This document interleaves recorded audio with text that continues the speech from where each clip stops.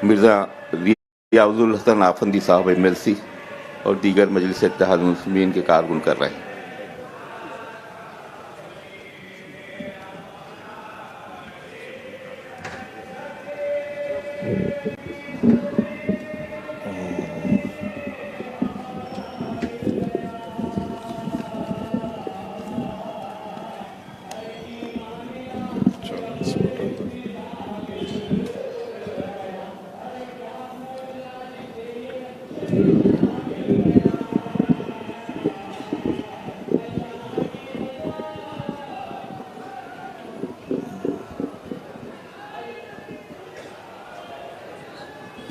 इसको उठा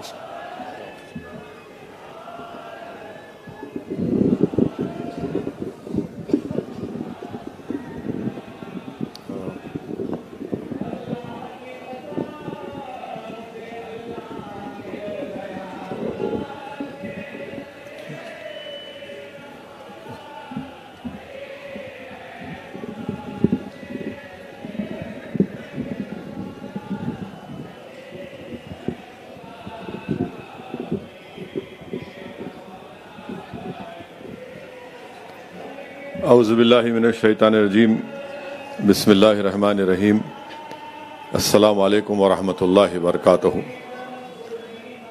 मजलिस इत्तेहादुल मुस्लिमीन के रुकन असम्बली चारमीनार मोहतरम जनाब मुमताज़ अहमद खां साहब,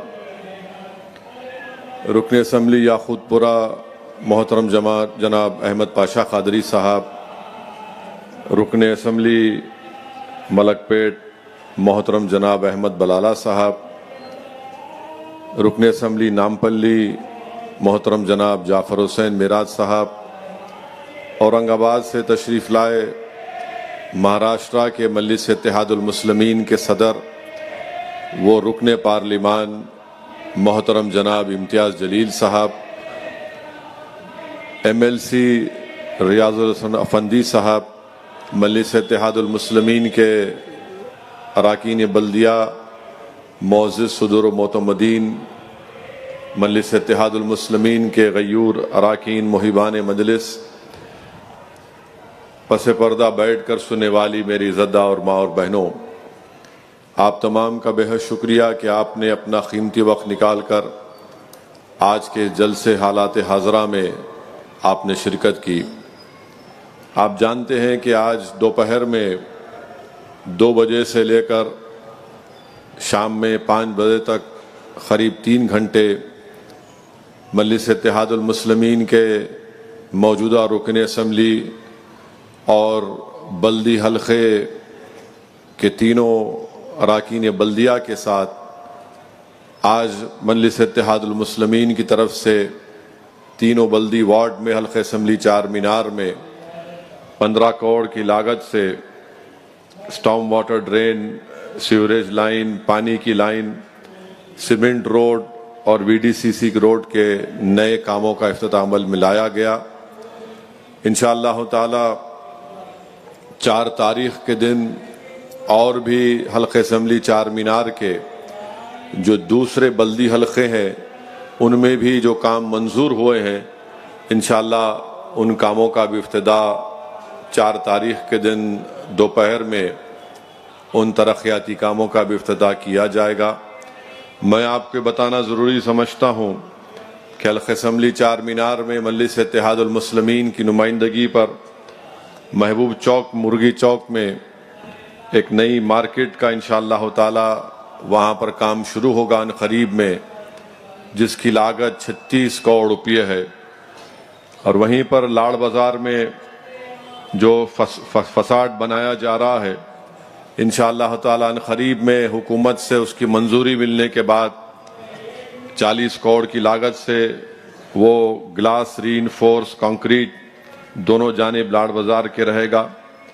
फिर मिरालम मंडी को नए तरीक़े से बनाया जा रहा है, इंशाअल्लाह ताला वो काम भी करीब में शुरू होगा। उसकी लागत 16 करोड़ 14 लाख रुपये है। सरदार महल को असर नौ उसको रिनोवेट किया जा रहा है और इंशाअल्लाह ताला वो काम भी जल्द शुरू होगा। उसकी लागत 30 करोड़ रुपये होगी। और फिर पत्थरगट्टी का जो रिनोवेशन है, जो पत्थर गट्टी जो बनाया गया पुरानी इमारत है, वो भी इंशाअल्लाह ताला वो काम की मंजूरी मिल चुकी है। उसकी कुल लागत 30 करोड़ रुपये होगी। और वहीं पर मिरालम मंडी की कमान जो बोसीदा हो चुकी है, उसका भी इंशाअल्लाह ताला करीब में बल्दिया की तरफ से उसका एडमिनिस्ट्रेटिव मंजूरी मिल जाएगी और करीब 90 लाख की लागत से इंशाअल्लाह वो काम शुरू होगा। वैसे ही खिलवत मैदान में एक कन्वेंशन सेंटर और स्पोर्ट्स की फैसिलिटीज़ के लिए वहाँ बनाया जा रहा है। वो करीब 1 करोड़ के करीब 60-70 लाख के करीब वो काम चल रहा है, ज़ेर दौरान है, इंशाअल्लाह जल्द से जल्द तकमील को पहुँचेगा। वहीं पर अकबरुद्दीन ओवैसी साहब की नुमाइंदगी पर सालारजंग म्यूज़ियम के सामने ब्रिज बनाया जा रहा है, ताकि उस ब्रिज के ऊपर जो हमारे ठेला बंडी के लोग कारोबार करते हैं, उनको उस मखसूस मुकाम पर रखकर वहाँ पर उनको काम करवाया जाएगा। फिर मिरालम मंडी में और आपके दीवान जोड़ी कमान तक वहाँ पर RCC NP 900 mm डाई का स्टाम वाटर लाइन भी काम थोड़ा हुआ है, इंशाअल्लाह ताला और भी काम चलेगा। तो ये तमाम 10-11 कामों की फेहरिस्त मैं आपके सामने रखा हूँ और उसकी टोटल अगर आप करेंगे तो 209 करोड़ 35 लाख की लागत से ये पूरे काम इंशाअल्लाह ताला शुरू भी होंगे और इंशाअल्लाह ताला ये काम ख़त्म भी होंगे, तकमील को पहुँचेंगे। तो ये मजलिस इत्तेहादुल मुस्लिमीन की तरफ से तरक्याती काम हल्क़े असम्बली चार मीनार में अंजाम दिए जा रहे हैं और भी बहुत से काम करना बाकी है। इंशाअल्लाह ताला उन कामों को भी हम लोग मंजूर करवाएंगे। मकसद एक ही है कि डेवलपमेंट के काम हो, तरक्याती काम हो और आवाम की जो तकलीफ़ है उसको दूर किया जाए और आवाम को सहूलतें मिलती रहें। अभी आपने सुना हल्क़े असम्बली मलकपेट में मुतालिका रुकन असम्बली जनाब अहमद बलाला साहब ने ये बताया कि इंशाअल्लाह ताला अकबर बाग के पास वहाँ पर एक IT टावर का करीब में इंशाअल्लाह ताला संगे बुनियाद रखा जाएगा और मुझे यकीन है कि उस IT टावर के काम के शुरू होने के बाद जो एक बहुत बड़ी तादाद में हमारे इस शहर के इस हिस्से से जो नौजवान लड़के और लड़कियां हाईटेक सिटी को जाकर काम करती है, अगर IT टावर वहाँ पर जब तामीर हो जाएगा तो बहुत से सॉफ्टवेयर की कंपनीज उस IT टावर में आकर अपना काम शुरू करेंगे और वो बड़ा ही बेहतरीन मुकाम है। सामने उसके मेट्रो स्टेशन भी है, सामने उसके मेट्रो स्टेशन भी है। तो इंशाअल्लाह ताला एक बड़े 2-3 टावर्स वहाँ पर आएंगे। ये मजलिस की तरफ से कोशिश की जा रही है। मजलिस आज भी हुकूमत से इस बात का मुतालबा कर रही है कि जो मेट्रो का काम जो पहले मंजूर हो चुका है, ये जुबली बस स्टैंड से लेकर दारुशफा ग्राउंड के सामने से लेकर वाल्टा होटल से लेकर फलकनुमा तक उस काम को फौरन शुरू किया जाए। पिछले साल के बजट में ये काम मंजूर भी हुआ, मगर अफसोस की बात है कि हुकूमत की तरफ से ये काम नहीं शुरू किया गया। अब 2022-23 का बजट तेलंगाना का फरवरी में शुरू होगा। मजलिस इस बात का फिर से मुतालबा करती है, असम्बली में भी मजलिस के अरकान असम्बली ने इस बात का पुरजोर मुतालबा किया कि पुराने शहर के इस हिस्से में जो मेट्रो का काम फलकनुमा तक मंजूर हो चुका है उसको जल्द से जल्द शुरू किया जाए और याकूतपुरा और बहादुरपुरा में जो रोड वाइंडिंग के काम के सिलसिले में भी इंशाअल्लाह ताला आप देखेंगे कि अनकरीब में वो काम शुरू किया जाएगा, क्योंकि उस रोड वाइडनिंग के लिए जो प्रपोजल बनाया गया है करीब 200 से 250 करोड़ रुपये की ज़रूरत है हल्क़े असम्बली बहादुरपुरा और याकूतपुरा में रोड वाइडनिंग के जो उन कामों को शुरू करने के लिए। तो इंशाअल्लाह ताला ये तमाम काम जल्द से जल्द शुरू किए जाएंगे। मेरी आप तमाम से गुजारिश है कि आप भी इसमें दुआ करिए कि ये जो तरक्याती काम कराने का मजलिस इत्तेहादुल मुस्लिमीन का मंसूबा है और अल्लाह सुब्हानहू व तआला उसमें हमको कामयाबी दे, ताकि आवाम को राहत मिल सके और आवाम को जो तकालीफ है उस तकालीफ को हम उसमें कमी लाई जा सके। दूसरी बात यह है कि इंशाअल्लाह ताला अन क़रीब में चंद दिनों में माह रजब शुरू होगा और फिर शाबान का महीना आएगा और फिर इंशाअल्लाह ताला उसके बाद रमज़ान का मुबारक महीना आएगा। तो मेरी और हम तमाम की कोशिश होनी चाहिए कि हम रमज़ान मुबारक की तैयारी के सिलसिले में माह रजब और शाबान की कदर करें और अल्लाह से दुआ करते रहें कि अल्लाह सुब्हानहू तआला हम तमाम को रमज़ान के मुबारक महीना हमको मिले और हम उसके फ़यूज़ व बरक़ात से, उसके हर लम्हे से, वो मुबारक महीना है, नुज़ूल कुरान का महीना है, अल्लाह सुब्हानहू तआला हम तमाम को वो माह मुबारक अता करे। और साथ ही साथ आप जानते हैं कि माह रजब में शब मेराज की रात, जिसमें अल्लाह के रसूल सल्लल्लाहु अलैहि वसल्लम ने सफ़र मेराज किया और अल्लाह सुब्हानहू तआला का दीदार किया, और उसी सफ़र में अल्लाह के रसूल सल्लल्लाहु अलैहि वसल्लम ने तमाम अम्बियाओं को अपनी इमामत में रसूलुल्लाह सल्लल्लाहु अलैहि वसल्लम ने नमाज पढ़ाई। और उसी सफ़र मेराज के बाद हम तमाम पर, मुसलमानों पर नमाज फ़र्ज कर दी गई। फिर इसी माह रजब में शेर खुदा हज़रत अली करमल्लाहु वजह की आमद हुई, और हम तमाम को ये बात याद रखने की ज़रूरत है कि हज़रत अली की ज़िंदगी की इब्तिदा अल्लाह के घर से हुई और आपकी ज़िंदगी की इंतहा भी अल्लाह के घर में हुई।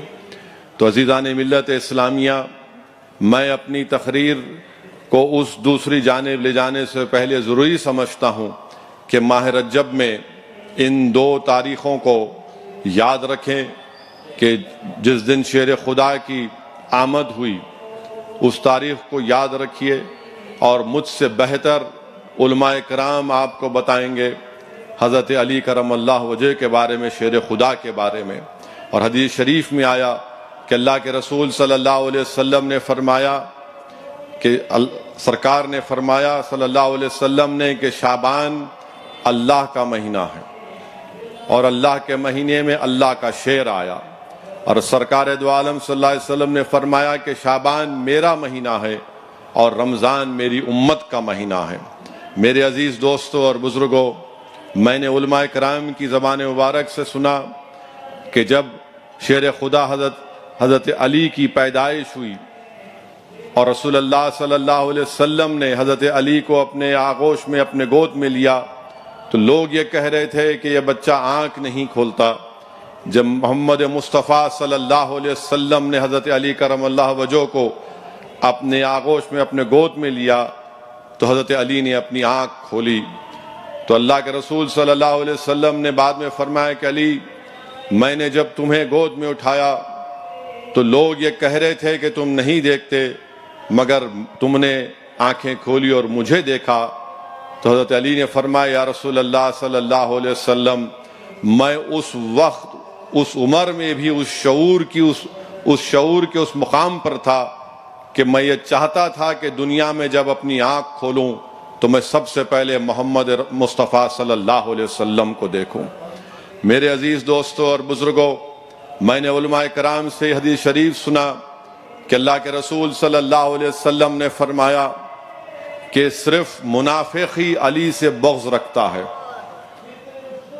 अल्लाह के रसूल सल्लल्लाहु अलैहि वसल्लम ने फरमाया कि मुनाफिक ही हज़रत अली करमल्लाहु वजह से बग़्ज़ रखता है।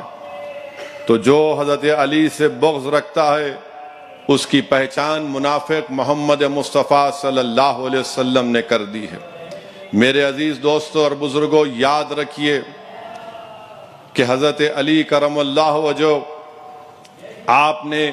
आपकी उम्र उलमाए कराम फरमाते हैं कि 8 साल थी या 7 या 10 साल थी। आपने जब मोहम्मद मुस्तफ़ा सल्लल्लाहु अलैहि वसल्लम को नमाज पढ़ते देखा उम्मत की माँ हज़रत खदीजा के साथ, और बाद में रसूलुल्लाह सल्लल्लाहु अलैहि वसल्लम से हज़रत अली ने अर्ज़ किया कि या रसूलुल्लाह सल्लल्लाहु अलैहि वसल्लम, मुझे भी नमाज पढ़ना है, मुझे नमाज पढ़ने का बड़ा शौक़ पैदा हो गया है। रसूलुल्लाह सल्लल्लाहु अलैहि वसल्लम ने फरमाया कि जाओ मेरे चचा से पूछो कि क्या तुम दीन को कबूल करोगे। वो जाकर अपने वालिद से पूछते हैं, अबू तालिब से, तो फरमाते हैं कि जो मोहम्मद सल्लल्लाहु अलैहि वसल्लम तुमको हुक्म करेंगे तुम उसको कबूल करो।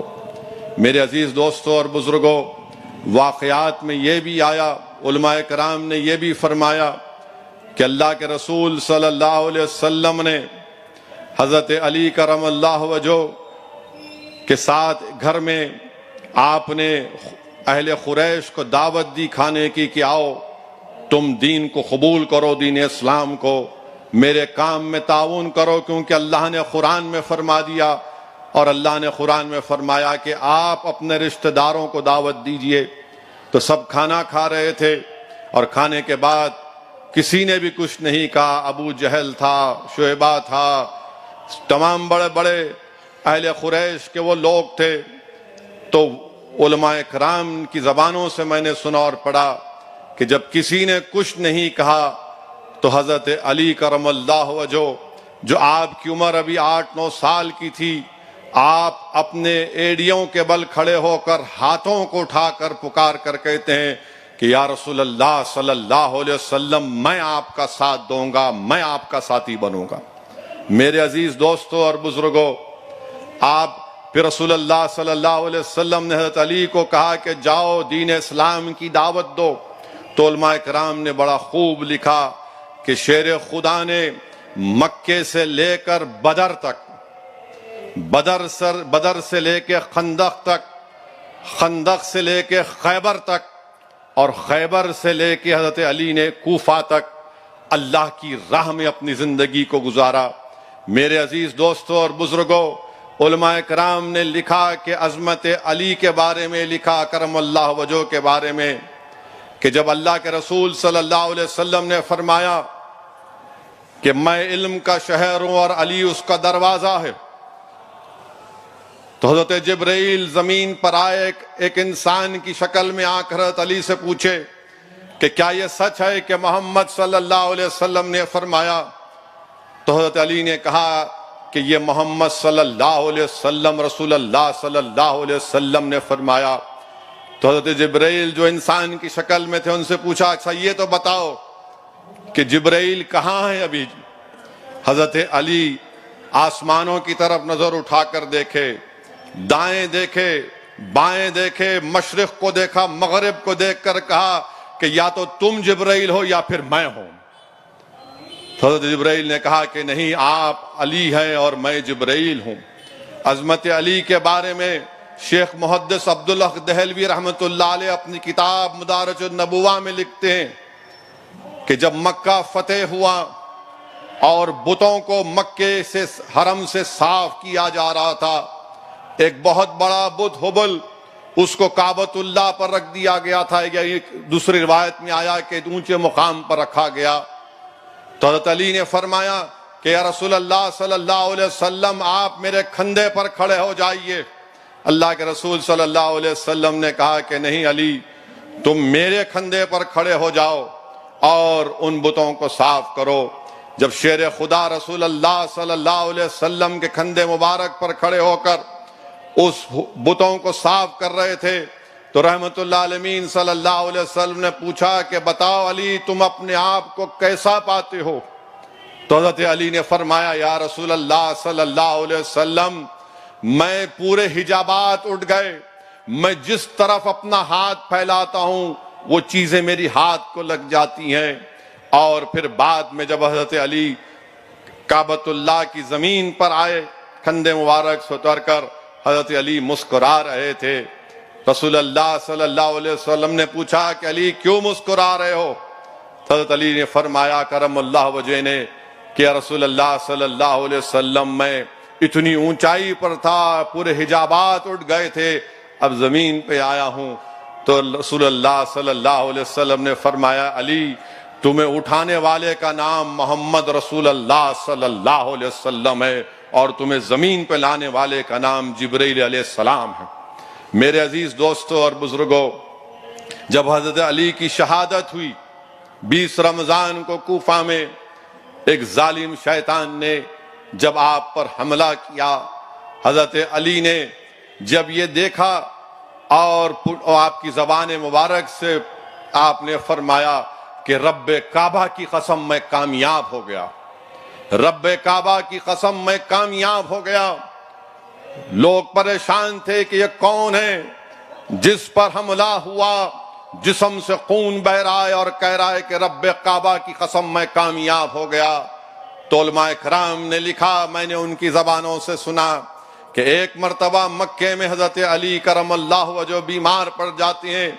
अल्लाह के रसूल सल्लल्लाहु अलैहि वसल्लम की आमद होती है और रसूल अल्लाह सल्लल्लाहु अलैहि वसल्लम से अली फरमाते हैं कि या रसूल अल्लाह सल्लल्लाहु अलैहि वसल्लम, क्या ये मेरा आखिरी वक्त है?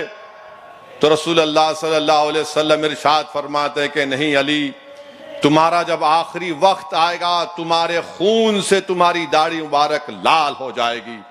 और जब कूफा की जामा मस्जिद में फजर के वक्त शेर खुदा पर हमला किया इस शैतान ने, हजरत अली ने देखा कि आपकी दाढ़ी मुबारक अपने खून से लाल हो गई थी। तो आपने पुकार कर कहा कि रब्बे काबा की कसम मैं कामयाब हो गया। रिवायतों में आया कि शहादत से एक दिन पहले बैतुल माल में हजरत अली ने पूरा माल गरीबों में बांटा और वहीं पर दो रकात नफिल नमाज पढ़ के शेर खुदा ने दुआ की, या अल्लाह मैंने गरीबों में हकदारों में उन माल को पूरा बांट दिया, या अल्लाह। मेरे अजीज दोस्तों और बुजुर्गों, ये अजमत अली है।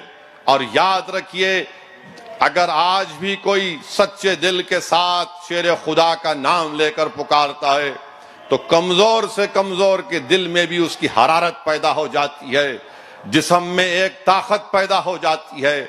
मैं आपसे इसलिए कह रहा हूं कि हालात से हमको डरने और घबराने की जरूरत नहीं है, हालात से हमको मरूब होने की जरूरत नहीं है, ना हमको अपने सर को झुकाने की जरूरत है, ना हमको बातिल ताकतों की ताकत को देखकर बुज़दिली के मजारे करने की जरूरत है। अगर हम अली के नाम लेवा हैं तो इन बातिल ताकतों से मुकाबला करना पड़ेगा। और नौजवानों जो शेर खुदा का नाम लेते हैं, सुनो शेर खुदा ने क्या फरमाया था। हजरत अली ने फरमाया था कि अगर समंदर है और समंदर के अंदर एक शराब का खतरा गिरेगा और समंदर सूख जाएगा और उस सूखी हुई जमीन पर अगर घास उठेगी और मेरा घोड़ा अगर वो घास खाएगा तो मैं उस घोड़े पर बैठना पसंद नहीं करूंगा। याद रखो, जो लोग शराब पीते हैं, जो लोग नशा करते हैं, तुम किस जबान से किस मुंह से शेर खुदा का नाम लोगे? बल्कि जो लोग सिगरेट भी पीते हैं, तुम किस मुंह से किस जबान से शेर खुदा का नाम लोगे? तुम किस जबान से उनका नाम लोगे? तो इसलिए अपने आप को पाक करना जरूरी है। अपनी जबानों को, अपने दिमाग को, अपने दिलों को साफ रखना जरूरी है। मेरे अजीज दोस्तों और बुजुर्गों, कुरान सुन्नत पर अमल करना है, अहले बैत से मोहब्बत करना है, सहाबा कराम से मोहब्बत करना है, तभी जाकर हमको कामयाबी और कामरानी हमारे मुकद्दर में आएगी। अगर हम निफाक की कैफियत में रहेंगे तो याद रखिए इसका फायदा दुश्मन उठाएगा, इसका फायदा वो बातिल ताकतें उठाएंगी जो हमको कमजोर करके हमको खत्म करना चाहती हैं। मेरे अजीज दोस्तों और बुजुर्गों, अपने हौसलों को बुलंद रखिए, हिम्मतों को और मजबूत करिए, नाउम्मीदी को अपने करीब आने मत दीजिए। आप याद रखिए कि अल्लाह सुब्हाना व तआला सब चीज का देखने वाला है। अल्लाह सुब्हाना व तआला हर फैसला करने वाला हमारे लिए काफी है। अगर हम शेर खुदा के नाम लेवा है, जिस तरह शेर खुदा ने अपने हाथ में एक तलवार थी और दूसरे हाथ से खैबर के दरवाजे को हिलाया, और लिखने वाले ने लिखा कि एक ऊंचा दरवाजा था, किसी ने कहा 40 फीट ऊंचा, 40 फीट विड्थ थी। शेर खुदा ने एक हाथ से उसको हिलाया और जब उखाड़ कर फेंका तो 40 फीट दूर जाकर गिरा। अल्लाह पर अटूट यकीन रखो। और हम अल्लाह से भी दुआ करते हैं कि या अल्लाह, तुझे तेरे नबी करीम मोहम्मद मुस्तफ़ा सल्लल्लाहु अलैहि वसल्लम का वास्ता, या अल्लाह तुझे तेरे हबीब की आल अहले बैत का वास्ता, तुझे शेर खुदा का वास्ता, या अल्लाह हमारे हाल पर रहम फरमा। इस मुल्क में जो चारों तरफ से हमको दबाने की और हमारे वजूद को मिटाने की कोशिशें, वो शैतानी ताकतें कर रहे हैं।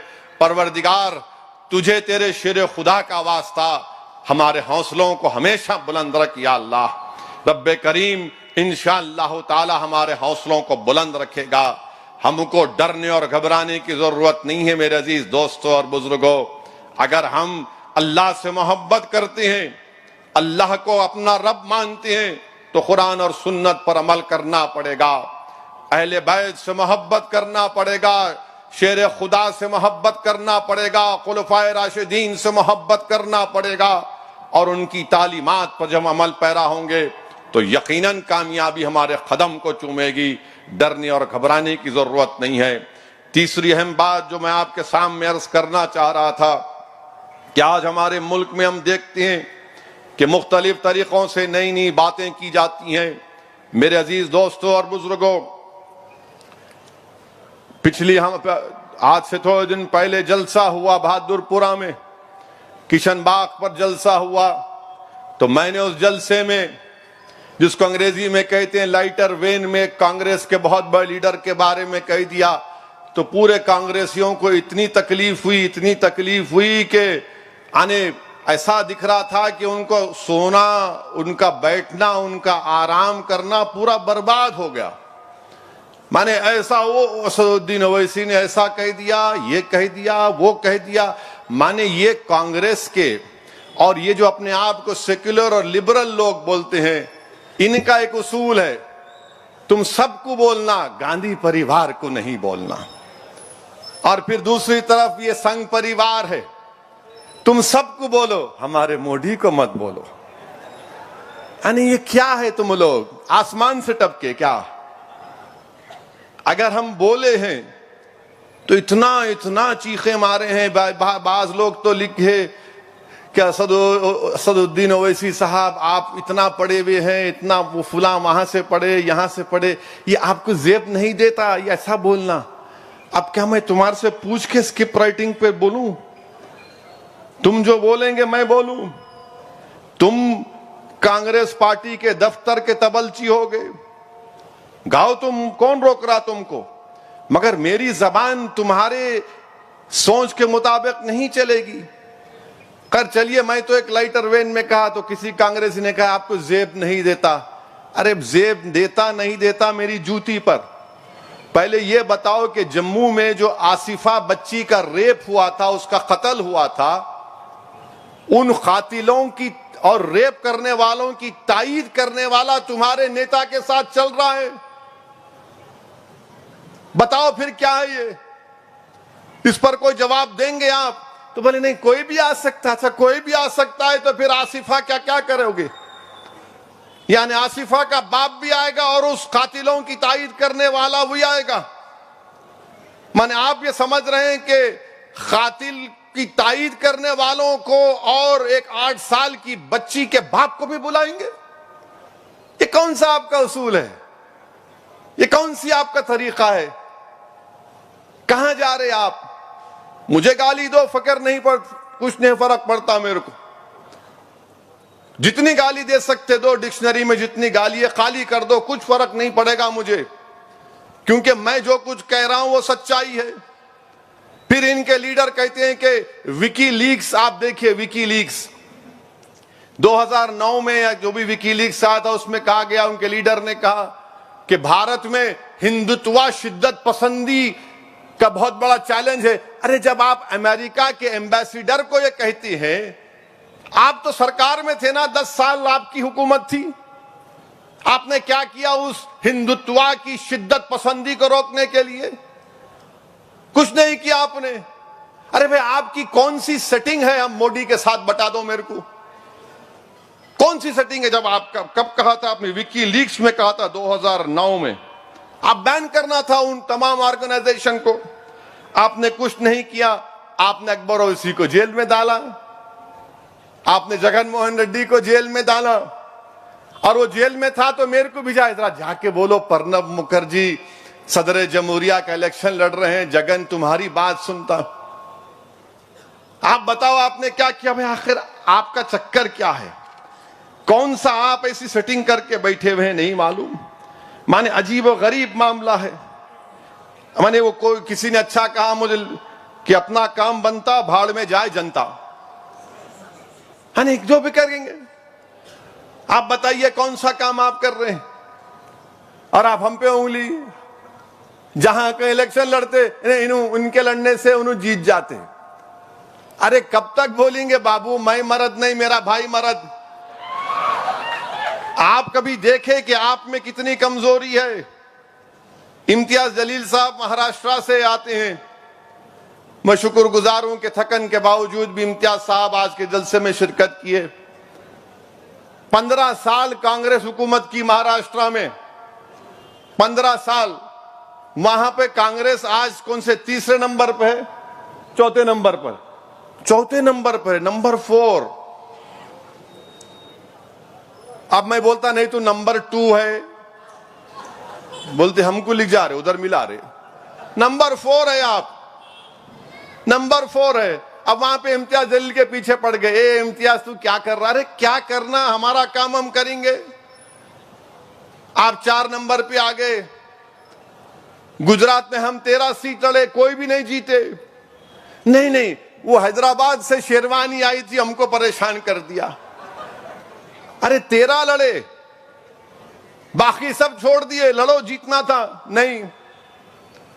हर जगह पर, यानी आपके साथ जब हम थे 1998 से, जब चंद्राबाबू नायडू मुत्तहिदा आंध्र प्रदेश में बीजेपी की तायीद किए, 98 से लेकर 2012 तक हम कांग्रेस की तायीद करें। जब क्या दूध के दूल्हे हुए थे?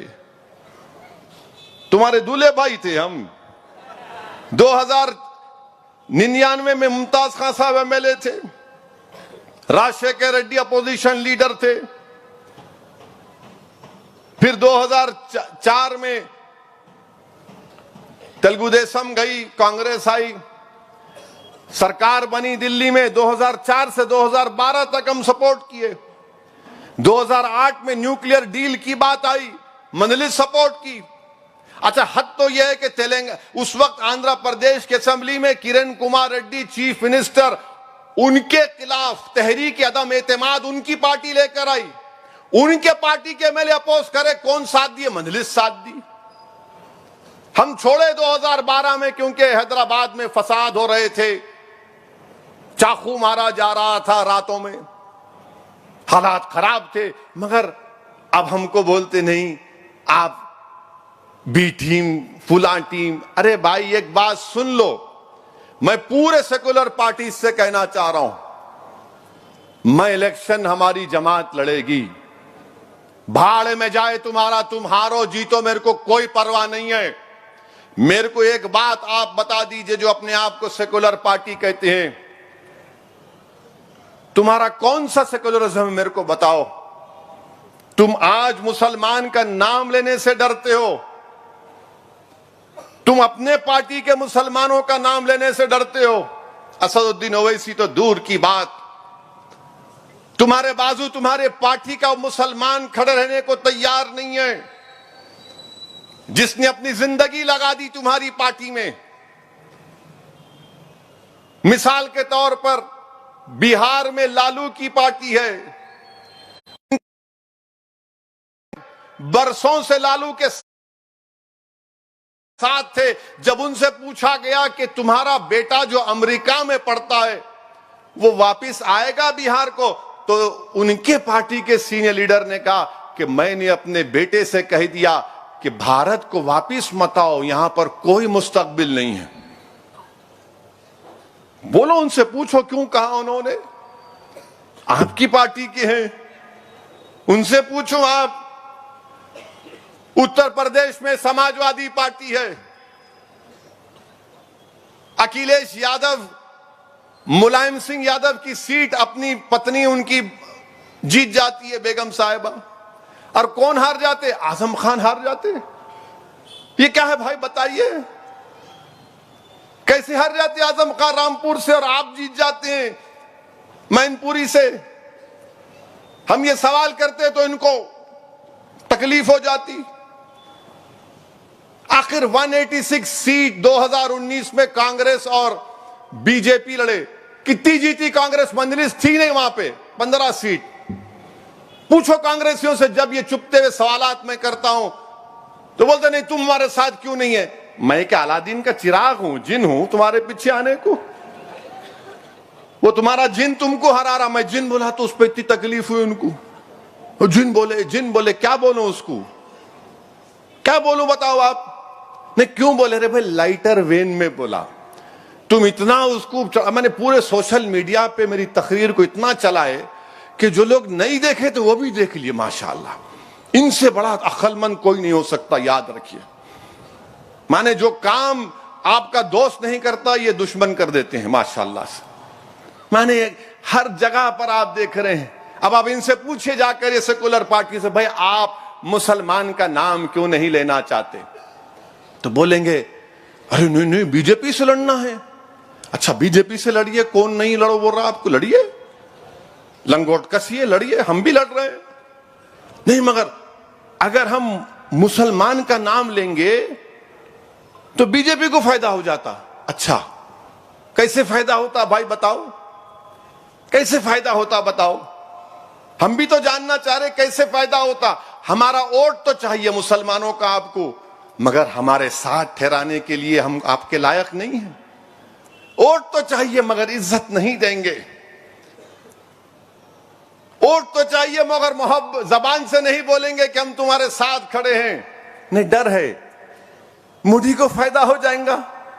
और खुद कांग्रेस के बहुत बड़े लीडर जो मुल्क के डिफेंस मिनिस्टर थे, एंथनी ने कहा हालिया दिनों में कि अब हम ज्यादा मुसलमानों की ताईद में नहीं बोलना चाहिए, इसकी वजह से हमारी वजह से हारे। आप तो बोल दो कि भारत के मुसलमानों का वोट नहीं चाहिए हमको, बोलो ना। आप क्यों नहीं बोलते? आपका लीडर एंथनी एक बात कहता है, अब हम इस तरह का रवैया नहीं रख सकते। तो कौन सा रवैया रखेंगे आप? कौन सा रवैया रखेंगे आप? बताओ। यही तो झगड़ा है मेरा, यही तो हमारी कोशिश है कि भारत की जमहूरियत शिराकतदारी की जमहूरियत है, ये वन वे ट्रैफिक की जमहूरियत नहीं है। अरे जब हर जात और बरादरी के लोगों को उनका लीडर उनका जीत कर आता है भारत की पार्लियामेंट में, हर छोटी छोटी बरादरी का उनका नेता पार्लियामेंट नजर आता है। किसका नजर नहीं आता? मुसलमानों का नहीं आता। बताओ कितने एमपी भारत की पार्लियामेंट में? 4 या 5%। दूसरे जो बिरादरियां हैं उनकी आबादी के करीब करीब बराबर सब वहां पर नजर आते हैं आपको। अब जब हम ये बात करते हैं तो आपको बड़ी तकलीफ हो जाती है। नहीं है, क्यों बात कर रहे तुम? ये वक्त नहीं है, ये दौर नहीं है, अभी ये बात नहीं करेंगे, बाद में करेंगे। कब करेंगे? नहीं, पहले मोदी को देखना है। अब हम ये कह रहे हैं कि मोदी से मुकाबला अगर करना है तो अंधेरे का मुकाबला अंधेरे से नहीं होता, जुल्म का मुकाबला जुल्म से नहीं होता, जबर का मुकाबला जबर से नहीं होता,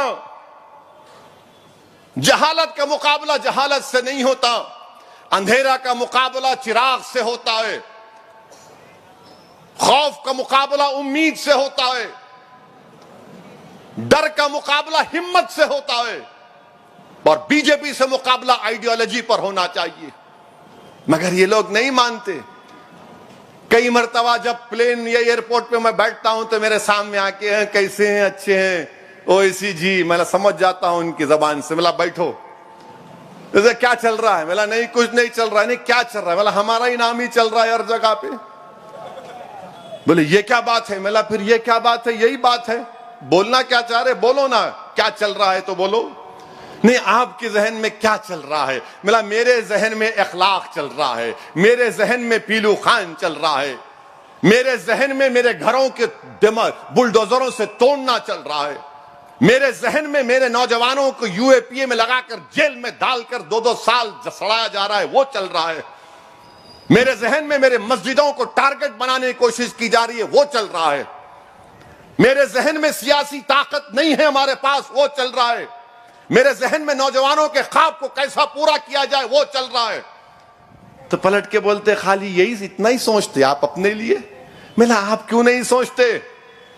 आप तो अपनी जात के बारे में सोचते हैं, मतलब बताओ आप कौन सी बिरादरी से हैं?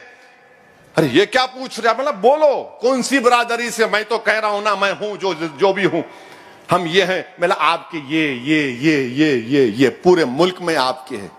मिला मेरा कहां है बताओ? बोले ये तेरा और मेरा क्या है? मिला तुम्हारा होगा तो तुम्हारा और मेरा होगा तो मेरा कुछ नहीं। इनको ये बात पसंद नहीं है। याद रखो मेरी इस बात को आप, कि भारत का मुसलमान की कोई सियासी लीडरशिप बने, मैं खुल के कह रहा हूं आपसे। मैं कभी इस दुनिया से जाऊंगा एक ना एक दिन, मगर तुम याद रखना मेरी इस बात को, जहां तक अल्लाह मेरी आवाज को पहुंचाएगा। कोई सियासी पार्टी नहीं चाहती कि भारत के मुसलमानों की, दलितों की, आदिवासियों की एक सियासी क़ियादत बने। ये चाहते हैं कि मुसलमान इनके गुलामी करें। ये चाहते हैं कि मुसलमान इनके लिए कालीन बिछाएं, दरी बिछाएं, जिंदाबाद के नारे लगाएं, और ये नेता के लिए खव्वाली का प्रोग्राम करे, मुशायरे का प्रोग्राम कर दे। ईद के दिन आए तो बोले सर जरा आ जाइए ना शीर खुरमा खाने के लिए। ये चाहते हैं। मंजलिस क्या चाहती है, इम्तियाज जलील क्या चाहता है, असदुद्दीन ओवैसी, मुमताज खान, अहमद पाशा कादरी, बलाला, जाफर हुसैन मेराज, रियाजुल अफंदी, मंजलिस का हर आदमी क्या चाहता है कि अगर तुम वहां बैठे हो तो मैं भी वहां तक पहुंचना चाहूंगा। तुम अगर आसमानों की बुलंदियों पर पहुंच रहे तो मैं जमीन पर नहीं बैठूंगा, मेरे भी ख्वाब हैं। तुम अगर कुर्सी पर बैठे हो तो मैं भी तुम्हारे सामने कुर्सी पर बैठकर अपने मुकद्दर के फैसले करना चाहूंगा। 70 साल से तुम हमको धोखा दी, हमारा वोट लिए, तुमने हमारे लिए क्या किया? क्या किया? जिल्लत, रुसवाई, बर्बादी, मस्जिद की शहादत, मॉब लिंचिंग, लव जिहाद, यही तो मिला हमको। ये झगड़ा है मेरे अजीज दोस्तों, ये जिद्दोजहद मजलिस इत्तेहाद और मुस्लिमीन की। इनको ये बात पसंद नहीं आती कि नहीं आप नहीं बात करना। आप लिख लो मेरी इस बात को, कभी भी नहीं चाहेंगे कि एक आजाद आपकी क़ियादत पैदा हो जाए, मुसलमानों की, दलितों की, आदिवासियों की। बल्कि हमारे जो हिंदू भाई गरीब हैं उनकी भी लीडरशिप को बर्दाश्त नहीं करते। ये सब के सब आलाजाद के लोग ये बोलेंगे नहीं नहीं हम बड़े हैं तुम छोटे हो। मेरे अजीज दोस्तों और बुजुर्गों, ये लोग अगर बीजेपी से, आरएसएस से मुकाबला करना चाहेंगे तो ऐसा मुकाबला नहीं कर सकते आप। आपको मुसलमानों का अगर साथ देना है, साथ लेना है, तो आप ये सोचकर मत चलिए इन्हें कहां जाएंगा, हमको ही वोट डालेंगा। नहीं, हमको ही वोट डालने की बात ये गुरूर और तकब्बुर की बात है। अगर आपको मेरा वोट चाहिए तो फिर आपको बात करना पड़ेगा मेरी तकलीफ के बारे में, मेरे इंसाफ के बारे में बात करना पड़ेगा। जब आप दीगर अपनाए वतन की बात करते हैं तो हमको क्यों दूर किया जाता है उससे? क्यों हमको दूर किया जाता है उससे? मेरे अजीज दोस्तों और बुजुर्गों, अभी आप देख रहे हैं कि मीडिया में आया कि बीबीसी का एक इंटरव्यू, एक प्रोग्राम है जो गुजरात के फसादात के ऊपर बीबीसी ने, वो उनका इंटरव्यू है।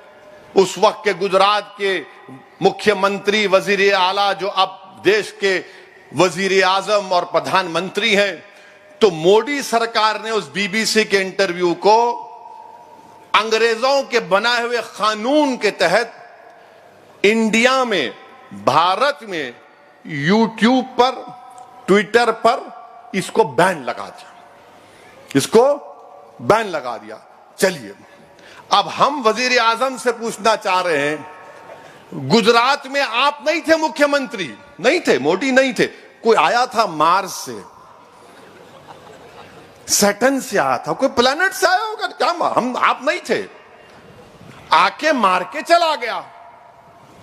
बिल्किस बानो का रेप आपकी सरकार नहीं थी, कोई और था।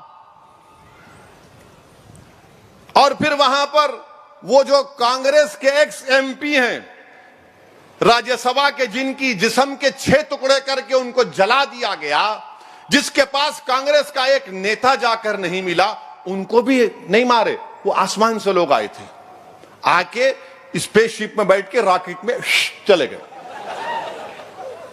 आपकी जिम्मे आप नहीं थे, आप थे ही नहीं।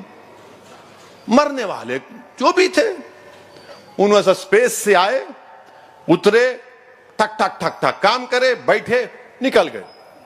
आप नहीं थे, चलिए मान लिया आप नहीं थे, और आपने, बीजेपी ने उसका वो प्रोग्राम को बैन कर दिया।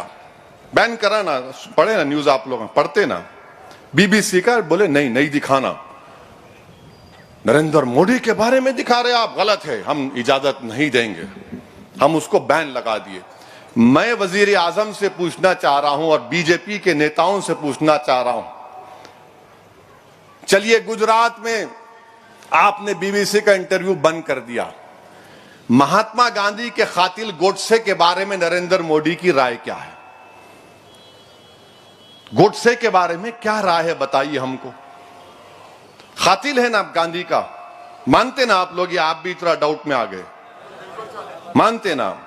उन्होंने गांधी को गोली मारे, कब मारे? 30 जनवरी को, अब आ रही 30 जनवरी। वो कांग्रेस के नेता बोले 26 जनवरी को मार दिए, कहते क्या बात है प्यारे, हम समझ रहे थे किसी और के कान में फूल है, नहीं मालूम। उन्होंने बोले अच्छा मैं पढ़ा 26, ठीक है, हो पढ़े होंगे, क्या मालूम।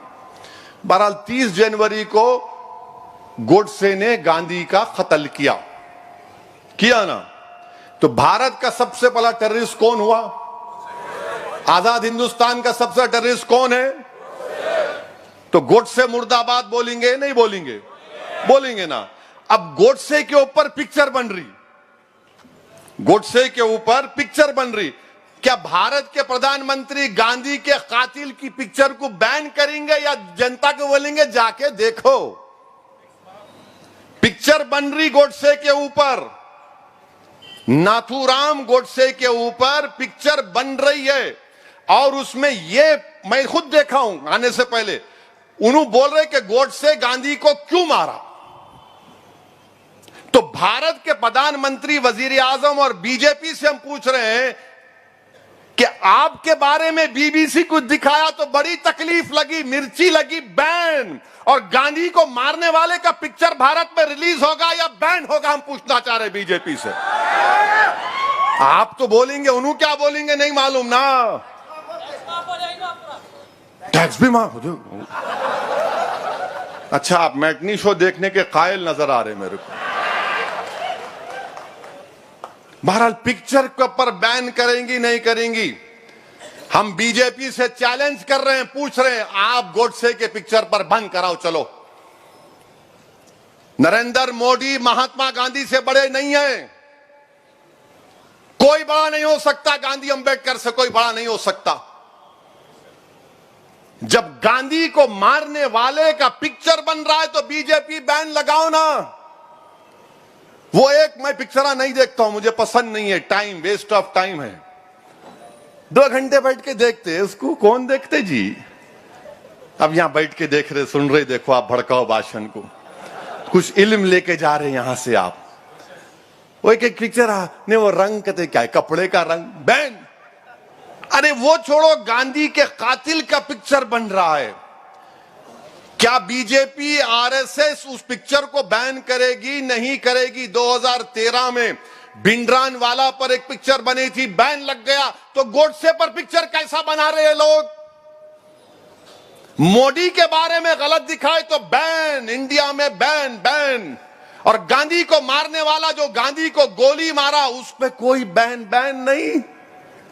क्यों भाई, गोडसे आपका क्या लगता है? गोडसे से इतनी मोहब्बत क्यों है?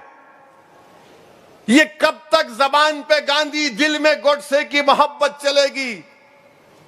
गोडसे पर जो पिक्चर बन रही है, गवर्नमेंट ऑफ इंडिया को एक क्लियर कट स्टैंड लेकर कहना पड़ेगा कि गोडसे की पिक्चर पर बैन लगेगा और कोई थिएटर में रिलीज नहीं होगी गोडसे की पिक्चर। जब यूट्यूब पर नरेंद्र मोदी के बारे में दिखाया जाता, गुजरात के बारे में, आप नहीं थे, हम तो बोलना आसमान से आए, मारे, चले गए, मगर यूट्यूब पे आपके बारे में कोई नहीं दिखाना। गोडसे के बारे में पिक्चर बनेगी तो कैसा भारत बना रहे हैं आप? हम पूछना चाह रहे हैं बीजेपी से। और G20 के दिल्ली में पोस्टर लगे हुए अंग्रेजी में, G20 in mother of democracy. माने जमहूरियत की मां के देश में G20 हो रहा है और यूट्यूब पे बैन लग रहा है। वाह, गांधी के कातिल का पिक्चर बन रहा है, मगर मोदी के खिलाफ कोई यूट्यूब में बीबीसी का प्रोग्राम बैन बैन बैन, और गोडसे की तारीफ में ढाए ढाए ढाए। ये कौन सी मोहब्बत है? अच्छा, आप जाइए, आप जानते गोडसे कौन था?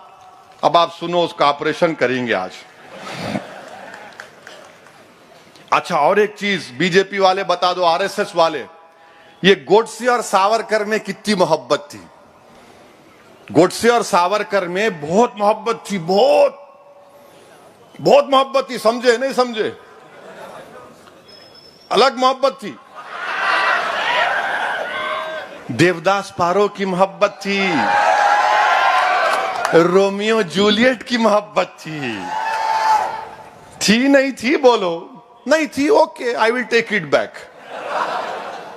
मगर आप बताओ ना। अच्छा ये बोलो, क्या इनके एक एमपी ने गोडसे की तारीफ नहीं की? नहीं की, तारीफ की एमपी ने। बड़ी मोहब्बत थी गोडसे को सावरकर के साथ, कोई डिनाई नहीं कर सकता। अब आप देखो, एक किताब में पढ़ा था, उसको आप भी पढ़ो। गोडसे अपना, जब उस पर सजा हुई तो कोर्ट में अपना बयान दिया सजा से पहले कि मैं क्यों गांधी को मारा। 30 जनवरी को गांधी के कत्ल का दिन है, हमको याद रखना है। गांधी को हम बाबा कौम कहते हैं, फादर ऑफ द नेशन। अब गोडसे ने अपनी तकरीर में क्या कहा था, अब आप सुनो। वो ये बोलता है कि गांधी की तालीमात से जो भारत को आजादी मिली, हम उसको खो देंगे। ये गोडसे की सोच है। और उसने ये भी कहा कि गांधी जो है, जो भूख हड़ताल करते थे, उससे वो भूख हड़ताल इसलिए करते थे गांधी के उस वक्त हिंदू और मुसलमानों में इत्तेहाद को मजबूत किया जाए। दिल्ली में खुतबुद्दीन बख्तियार काकी रहमतुल्लाह अलैह की दरगाह है, उस दरगाह पर हमला हुआ था तो गांधी खुतबुद्दीन बख्तियार काकी रहमतुल्लाह अलैह की दरगाह पर गए और भूख हड़ताल पर बैठे। बाद में हिंदू सिख सब मुसलमान आके बोले कि गांधी अब हम नहीं लड़ेंगे। ये गोडसे कहता है। और वो ये गोडसे भी बोलता है कि ये हिंदुओं को, हमारे हिंदू भाइयों को मुसलमानों के जुल्म से अगर आजाद करना है तो गांधी को खत्म करना जरूरी है। गांधी को खत्म किए, ये किताब में लिखा, वाई आई असैसिनेटेड गांधी। वरना कल सुबह से माशाअल्लाह से शुरू हो जाएंगे टीवी पर। हमारे जो दोस्त भी हैं, दुश्मन भी हैं, ओवैसी को जेब नहीं देता था। अबे तू कौन है जेब नहीं देने बात करने वाला? सच्चाई को बयान कर रहा हूं। और अच्छा, गोडसे क्या लिखे? गोडसे इस किताब में देख के पढ़ रहा हूं, गोडसे अपने माँ बाप को खत लिखते हैं और खत में लिखते हैं कि मैं गीता और महाभारत में एग्जाम्पल देते हैं और उसको जस्टिफाई करते हैं गांधी के कत्ल को। हर दहशतगर्द ऐसी करता। उसामा बिन लादेन है, लश्कर तैयबा है, कुरान की आयतों को तोड़ मोड़ कर पेश करते। गोडसे भी ऐसी किया, मगर बोलते नहीं है गोडसे का ये। अच्छा, गोडसे क्या बोला कि जब मेरे को फांसी दी जाएगी, मेरी अस्थियों को, मेरे राख को सिंधु रिवर में डालना, क्योंकि उस सिंधु रिवर में गांधी की अस्थियां नहीं डाली गई थी। इतनी नफरत थी गोडसे को गांधी से। और वो बोलता था कि सिंधु साफ है क्योंकि गांधी की अस्थियां या उनके जो हड्डियां थे उसमें नहीं आई थी। और फिर गोडसे ने क्या कहा था, जिस दिन गोडसे को फांसी दी जा रही थी तो नाथूराम और आप्टे, इन दोनों को फांसी हुई। वो लोग क्या नारा लगा रहे थे? अखंड भारत अमर रहे और वंदे मातरम का नारा लगा रहे थे। और फिर वो एक तराना गाए। क्या था तराना? नमस्ते सदा वत्सले। अब हम आरएसएस से पूछना चाह रहे हैं, क्या ये नमस्ते सदा वत्सले आपके पास सुबह में जो लकड़ियां फिराते, आप 90 साल चड्डी पहने, अब पैंट पहन के फिरा रहे, तो क्या आप ये पढ़ते नहीं पढ़ते? बोलो हमको।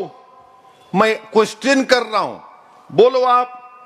और कोर्ट में भी, कोर्ट से किसी भी किस्म से शर्मिंदा नहीं था गांधी के कत्ल के लिए, किसी भी किस्म से रत्ती बराबर भी उसको कोई शिकवा नहीं था कि उसने गांधी को मारा।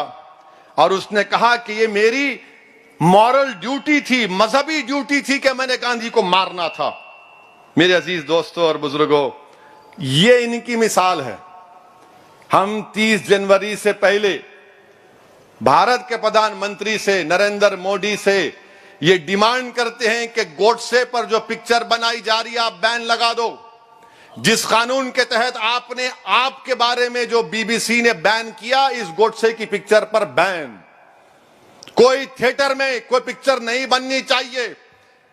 क्या कोई टेररिस्ट को ग्लोरीफाई कर सकता है? क्या कोई गांधी के मारने वाले को हीरो बनाकर पेश करेंगे आप? बताइए आप, ये बीजेपी खामोश क्यों है इस पिक्चर के बारे में? तो बोलेंगे नहीं, फ्रीडम ऑफ एक्सप्रेशन, इजहार हक की आजादी। अगर इजहार हक की आजादी वहां पर क्यों खत्म हो जाती? सब पे लेके आओ ना, अपने आप पे लेके आओ। नहीं होता। मेरे अजीज दोस्तों और बुजुर्गों, फिर हमारे मुल्क में यहां पर एक और चल रहा है, अभी मैं देखा हूं कि मोदी सरकार सुप्रीम कोर्ट जजेस का अपॉइंटमेंट में नाम भिजाई, तो 2 जजेस का नाम इन्हों एक्सेप्ट ही नहीं करे। क्यों एक्सेप्ट नहीं करे? एक मद्रास हाई कोर्ट में एक नाम भिजाए कि इनको हाई कोर्ट का जज बनाओ, तो मोदी सरकार यह बोलती इनके नाम से हम मुत्तफिक नहीं है, इत्तेफाक नहीं करते, इसलिए कि उस जिस साहब को जज का सुप्रीम कोर्ट ने भिजाया कि भाई इनको जज बनाओ, तो गवर्नमेंट लिख के भिजाती कि ये वो साहब हैं जो फेसबुक पर मोदी के खिलाफ लिखे, इसलिए हम इनको जज नहीं बनाएंगे, हम कबूल नहीं करते इनको। कहां के? चेन्नई के, मद्रास हाई कोर्ट के। और फिर सुप्रीम कोर्ट ने उसके जवाब में कहा कि अगर कोई प्राइम मिनिस्टर के खिलाफ कोई मजमून शेयर करता है, उसकी बुनियाद पर आप उसको जजशिप से डिनाई नहीं कर सकते। सुप्रीम कोर्ट ने जवाब में कहा, उन्होंने पेपर में मीडिया में दे दिया। और एक जज साहब को, माने एक वकील को, जो भी थे, उनको जज नहीं बनाया, बीजेपी ने कबूल नहीं किया। क्यों? क्योंकि उन्होंने CAA कानून के खिलाफ सोशल मीडिया पे लिखा। अच्छा, हैरत की बात यह है, हैरत तो नहीं बल्कि हम देख रहे हैं कि बीजेपी महिला मोर्चा की एक लीडर है और उन्होंने अपने ट्विटर या जो भी है, उन्होंने अपने चौकीदार लिखी अपने नाम के साथ, और वो बीजेपी महिला मोर्चा की हैं। उन्होंने ईसाइयों के मजहब तब्दीली पर झूठ लिखा, उनको जज के लिए कबूल कर लिए मोदी जी, उनको। अब आप बताइए फिर क्या हो रहा है? जुडिशरी हमारे मुल्क में संविधान और आईन के लिहाज से आजाद रहना चाहिए। अब जब आप इस तरह के लोगों को जज नहीं बनने दे रहे और ऐसे लोगों को आप जज को बनाना चाहते हैं, तो फिर आप खुद फैसला कर ले, अवाम फैसला कर ले। मेरा मानना यह है कि अदलिया इंसाफ करता है, अदलिया आजाद है भारत के आईन के मुताबिक। Theory of separation of powers में एग्जीक्यूटिव इंडिपेंडेंट है, लेजिस्लेचर इंडिपेंडेंट है, जुडिशरी इंडिपेंडेंट। मगर यहां पर देश की बीजेपी की सरकार कुछ और कर रही है। और फिर आप देखते हैं कि कर्नाटका में इलेक्शन हो रहे, तो कर्नाटका में बीजेपी का एक लीडर है, इसका नाम नलीन कतील है। उन्होंने क्या बोल रहे? ए रोड, ड्रेनेज, पानी, कुछ मत बात करो, खाली लव जिहाद, लव जिहाद। कहीं का लव जिहाद है? इंदौर में अभी आ रहा था, मुझे किसी ने बताया, मध्य प्रदेश इंदौर में 24 साल की एक हिंदू बच्ची ने अपनी बर्थडे पार्टी में चंद मुसलमानों को बुलाया, बजरंग दल घुस गई वहां पे। नहीं नहीं नहीं, मजहब तब्दील हो रहा है यहां पर। अबे बर्थडे पार्टी में बुलाए, बच्ची बालिग है, बच्चे बालिग है, बैठ के बर्थडे पार्टी कर रहे हैं। नहीं नहीं नहीं, मजहब तब्दील हो रहा। पुलिस उठा के लेकर गई उनको। बच्ची को बोले, बच्ची बोली मैं कंप्लेन नहीं करती, हमारी बर्थडे पार्टी है, बर्थडे पार्टी है। यानी क्या हमारे मुल्क में हो रहा है? घरों को तोड़ दिया जा रहा है, बुलडोजर लगा के तोड़ दिया जाता है। और फिर ये बीजेपी का कर्नाटका का उनका सदर ये कह रहा है, अच्छा, फिर अमित शाह कर्नाटका गए और जाकर बोले कि मोदी ने राम मंदिर बनाया, और बाज लोग टीपू सुल्तान की तायीद करते। अमित शाह साहब सुनो, टीपू सुल्तान की तायीद क्यों करते हम? क्योंकि जब भारत की नई आईन की किताब लिखी गई, बाबा साहिब अंबेडकर ने आईन बनाया, नेहरू थे, सरदार पटेल थे। कौन कौन थे? नेहरू थे, सरदार पटेल थे, श्यामा प्रसाद मुखर्जी थे, मौलाना अबुल कलाम आजाद थे, राजेंद्र प्रसाद थे। इन तमाम बड़े बड़े लीडर्स की मौजूदगी में रफी अहमद किदवाई थे। इन तमाम की मौजूदगी में जब पहला कॉन्स्टिट्यूशन की किताब बनी, उसमें उन तमाम लोगों की फोटोज है। राम सीता की है, गुरु नानक की है, बुद्धा की है, महावीर की है, झांसी की रानी की है, बादशाह अकबर की है, और टीपू सुल्तान की भी है उसमें। जिन्होंने मुल्क के आईन पर पहली किताब पर साइन किया, उसमें टीपू की फोटो है। और टीपू की हम तायीद क्यों करते? टीपू गद्दार नहीं था, टीपू वफादार था। टीपू बुज़दिल नहीं था, टीपू बहादुर था। टीपू अंग्रेजों से गुलामी को कबूल नहीं किया। टीपू ने अंग्रेजों के खिलाफ झंडा उठाया कि इस मुल्क को अंग्रेजों की गुलामी से आजाद कराऊंगा, और टीपू शहीद हो गया। अपने हाथ में तलवार थी टीपू की। और ये अंग्रेजों के जो गुलाम थे आज टीपू को गाली देते हैं।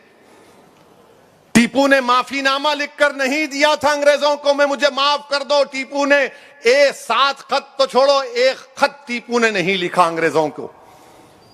आज आप कहते हैं कि टीपू सुल्तान गद्दार है। अरे फिर कौन वफादार है बताओ? और फिर ये सेक्युलर पार्टियों को आप पूछो, भाई आपको क्या बोलना है इसके ऊपर? कुछ नहीं बोलेंगे। नहीं, मुसलमानों का वोट तो होना, मगर बोलते क्यों नहीं? अरे नहीं, समझो ओवैसी साहब, मोदी को फायदा होता। अरे मोदी को फायदा तुम्हारी नाअहली से हो रहा है। मोदी को फायदा तुम्हारे सही काम करने के तरीके से नहीं करने से हो रहा है। आज चीन हमारी जमीन पर 1000 स्क्वायर किलोमीटर पर छुपकर बैठा है, खुलकर बैठा है, मगर मोदी जी का 56 इंच के सीने में उनकी जबान पर चीन नहीं आता। मैं चैलेंज से कह रहा हूं कि डेमचाक और डेपसांग में चीन बैठा हुआ है। चीन बैठा हुआ है और ऐसी जगह पर बैठा हुआ है कि हमारे मुल्क को खतरा पैदा हो सकता है। लद्दाख से हमारे जो जानवर इस सर्दी के मौसम में ऊपर ले जाकर जानवर को घास खिलाते थे, वो पुकार पुकार कर कह रहे हैं कि चीन 8 गांवों पर कब्जा कर चुका है, 10 किलोमीटर अंदर घुसा हुआ है। मगर मोदी जी की सरकार यूट्यूब को बैन और चीन को हाय हेलो कर रहे हैं। ट्रेड इंबैलेंस है चीन के साथ। इतना बड़ा इंपोर्ट चीन से हो रहा है। फिर कौन सी मोहब्बत है ये कौन सा राष्ट्रवाद है? अब आप ये सेकुलर पार्टी को बोलो या बीजेपी को, नहीं तुम्हारे पास कहां से आई इंफॉर्मेशन? ये तुम्हारे को कौन बोले? कैसे तुम्हारे को मालूम हुआ? अरे कैसे मालूम हुआ? बोलते अल्लाह दिमाग दिया, पढ़े तो सब मालूम होता। तुम लोग ट्यूबलाइट है, थम्स अप है, तुमको कुछ नहीं मालूम। सैटेलाइट के इमेजेस हैं, बता रहे हैं कि चीन घुस के बैठा है डेमचाक और डेपसांग में। और वजीर आजम ने कहा था 2 साल पहले, ना कोई घुसा है ना कोई घुसेगा। अब आ रहे फरवरी में आ रहे, सुना, वेलकम, प्राइम मिनिस्टर कहीं भी आ सकते। अब जैसे आएंगे ना, हम पे इशारा करेंगे, यहां पर अनाप शनाप लोग बोलते हैं हमारे बारे में, और केसीआर उनसे डरते हैं। वजीर आजम साहब, ना केसीआर हमसे डरता, ना हम उनसे डरते, ना आपसे डरते, हम सिर्फ अल्लाह से डरते। हम सिर्फ अल्लाह से डरने वाले हैं। हम सच्चाई को बयान कर रहे। मगर बीजेपी कुछ भी हो जाओ, तेलंगाना में जैसा आते, ओवैसी के बारे में बोलो, मजलिस के बारे में बोलो। अरे कब तक डर दिखाएंगे?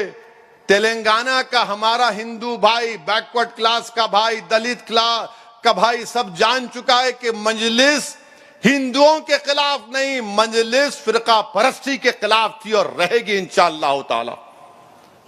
हमारी लड़ाई हुकूक की लड़ाई है, हमारी लड़ाई हिस्सेदारी की लड़ाई है क्या दारुस्सलाम में जब हम बैठते हैं तो क्या पूछते हैं कि तुम्हारा मजहब कौन सा है?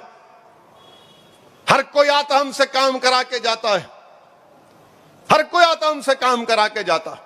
हम एक फोन करते, बात करते, काम हो ना हो हमारे हाथ में नहीं है, मगर कोई दारुस्सलाम की सीढ़ी चढ़ के आया तो हमारा जिम्मेदारी है, अखलाकी जिम्मेदारी है कि ये हम पर भरोसा करता है, हम पर एतमाद है, यहां पर आया है, हम इसका काम करने की कोशिश करेंगे।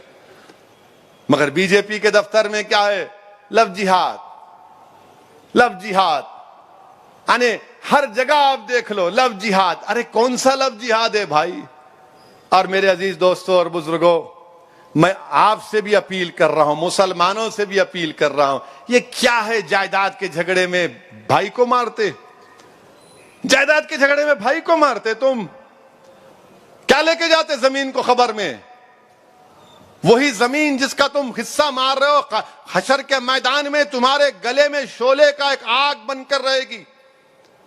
हक मत मारो, हकदार को हक दे दो। भाई बहन का कत्ल कर दिए, कुछ हुआ कि चाकू निकाल के, और पुलिस भी क्या कर रही नहीं मालूम। पुलिस को इनके खिलाफ सख्त एक्शन लेने की जरूरत है, जो आए दिन ये चाकू तलवार निकाल रहे हैं। बल्कि मैं कमिश्नर ऑफ पुलिस से अपील कर रहा हूं कि आप एक स्पेशल विंग बनाइए कि जहां कहीं भी जो कोई चाकू निकाल कर किसी को डराता है या मारता है, वो स्पेशल विंग का काम होना कि उसकी बेल नहीं होना, उसको सजा मिलना, केस चलाए पिछड़ना। उसके एक तमाशा बना के रख दिए। कुछ हुआ क्या? मैं, अरे तू कौन है? कौन रे भाई? तू तुरुमची होगा, बालखा होगा, किधर का होगा? मगर हर कोई बना हुआ है, मेरे जाए उनको गोली, उनको चाकू मारेंगे, इनको ये करेंगे। क्या क्या रुसवाई है ये? घर तोड़ दिए जा रहे हैं। मध्य प्रदेश में एक मुसलमान बच्चा अपने क्लासमेट से बात किया, कॉलेज की बच्ची से, रोड पे पीटे उसको, रोड पे मार रहे, रोड पे मार रहे उसको। तुमको नहीं दिख रहा? वो घरें तोड़े जा रहे हैं, आपको नहीं दिख रहा? वो गुलबर्गा के रेलवे स्टेशन का रंग मिटा दिया गया, आपको नहीं दिख रहा? क्या तुम आफत तुम्हारे घर पे आके दस्तक देगी जब तुम जागोगे? अरे नहीं, मुत्तहिद हो जाओ। अरे जब आफत तुम्हारे घर के दरवाजे पर आ जाएगी, जब देर हो जाएगी, याद रखो मेरी इस बात को। मैं पूरे मुल्क में देख रहा हूं हालात क्या हैं, और सबसे बड़ी वजह यह है कि मुत्तहिद नहीं है। कोई इसको ये मसलक में, कोई वही मसलक में, कोई इनके पीछे, कोई उनके पीछे। फिर क्या होगा? दुश्मन तो आपको एक समझ रहा है, याद रखो। दुश्मन तो आपको एक ही समझ रहा है, मगर आप अपने आप को एक नहीं समझ रहे। मैं इनके पीछे, मैं उनके पीछे। अरे वो तुम्हारे पीछे लगा है। ये जो हिंदुत्व की आइडियोलॉजी के लोग हैं, वो आपकी तहजीब को, आपके तमद्दुन को, आपके वजूद को, इस मुल्क के संविधान को कमजोर करना चाहते हैं। इसीलिए मेरे अजीज दोस्तों और बुजुर्गों, मेरी आप तमाम सदवन गुजारिश है कि मजलिस को मजबूत करिए, और पहले से ज्यादा जब इलेक्शन होगा पोलिंग करिए। पोलिंग करिए। क्यों नहीं करते पोलिंग? अरे यहां पे वोट डालने का इख्तियार आपको है। 6 बजे अब है ना मियां, 8 बजे 10 बजे कब निकलेंगे मेरे भाई? अब पार्लियामेंट का इलेक्शन रमजान में आया तो, अरे रमजान में आ गया मियां, मैं सहरी करके फजर को गोल करके सो जाता हूं, कैसा वोट डालूंगा? मेरे अजीज दोस्तों और बुजुर्गों, इन हालात का सामना हमको मुत्तहिदा तौर पर करना है। यकीनन तेलंगाना में बीजेपी के बढ़ते कदमों को हम रोकेंगे। अरे बीजेपी के लोगों को हम बोलना चाह रहे हैं, ये बात करे कि मंजलिस मंजलिस मत पुकारो। तुम्हारी औलाद को तुम तरबियत दो जरा, तुम्हारे बच्चों को सिखाओ किसी को थप्पड़ नहीं मारना। उन्होंने थप्पड़ मार रहे, इन्होंने आके हमारे को मंजलिस ऐसा करी, पाता बस्ती पाता बस्ती। अरे पाता बस्ती में आके देख क्या नहीं हो रहा यहां पर, क्या नहीं हो रहा यहां पर। नहीं वो ऐसा ये ऐसा कुछ नहीं है। अच्छा ये सिकंदराबाद रेलवे स्टेशन को तो बना दिए, वजीर आजम साहब नामपल्ली का क्या होगा? काचीगुड़ा रेलवे स्टेशन का क्या होगा? इसका भी तो करना चाहिए ना आपको, कुछ तो करिए। बेरोजगारी आसमानों को छू रही है, महंगाई आसमानों को छू रही है, मगर देश में क्या कर दी बीजेपी? छू लगा के छोड़ दी। लड़ो हिंदू मुस्लिम, लड़ो। इसके नाम पे, कभी उसके नाम पे, कभी गाय के नाम पे, कभी लव जिहाद के नाम पे। मैं आज आपसे खुलकर हर चीज को बयान किया हूं। अगर आप ये समझ रहे हैं कि सेकुलर पार्टीज भारत के अकलियतों को, दलितों को, आपकी सियासी लीडरशिप को भरने देंगे, नहीं देंगे। डरा के इन्हें भी रखते, डरा के उन्हें भी रखना चाह रहे। एक मर्तबा इस डर की जंजीरों को तोड़ना पड़ेगा हमको। एक मर्तबा हमको डर की जंजीरों को तोड़कर अपने मुकद्दर के फैसले हमको खुद करना पड़ेगा। मुझे बहुत सामना करना पड़ता इन लोगों के जुमलों का, इनके तानों का, इनकी गालियों का, मगर मैं तैयार हूं इन तमाम चीजों को सुनने के लिए। मगर मैं हरगिज इस बात को तैयार नहीं हूं कि मैं तुमसे कमतर हूं। मैं तुम्हारे बराबर था और रहूंगा इंशाअल्लाह ताला। तुम मुझे हिकारत की नजर से नहीं देख सकते। मैं तुम्हारे दिए फेंके हुए टुकड़ों पर जिंदगी नहीं गुजारूंगा। मैं अब मेरा हक चाहता हूं। जिस तरह तुम इज्जत की जिंदगी गुजारते हो, मुझे भी इज्जत की जिंदगी गुजारने का मौका मिलना चाहिए। डरा कर जिंदगी नहीं गुजार सकते हम नौजवानों। आपको आगे बढ़ना है। ये मुस्तकबिल की लड़ाई जो मजलिस आज लड़ रही है, आपके मुस्तकबिल को अच्छा रखने की लड़ाई है। मैं फिर से आप तमाम का शुक्रिया अदा करता हूं कि आप इस जलसे में शिरकत किए, इसको कामयाब किए। वाखिर दावाना अल्हम्दुलिल्लाहि रब्बिल आलमीन।